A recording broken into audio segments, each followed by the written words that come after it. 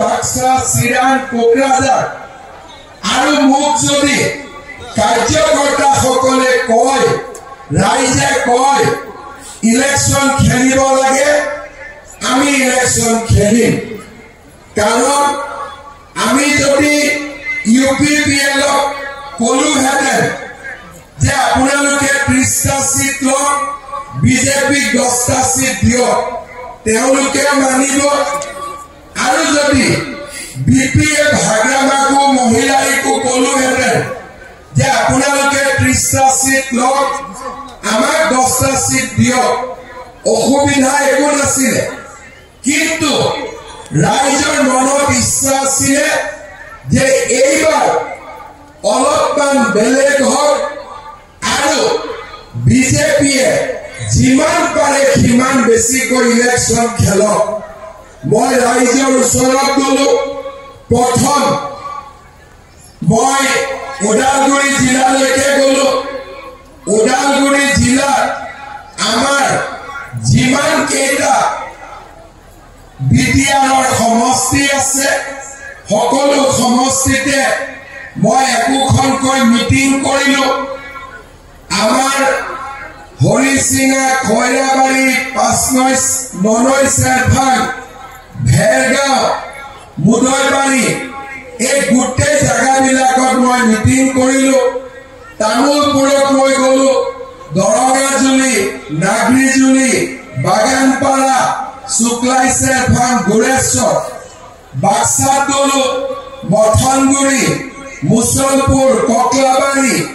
আমাৰ শালবাৰী আৰু দিহিৰা আৰু কেইদিনমান আগতে মই চিৰাঙতো আহিছিলো চিৰাঙতো আমাৰ গোৰ্খা নেপালী ভাষী বঙালী ভাষী হিন্দী ভাষী এই গোটেই ৰাইজে আমাৰ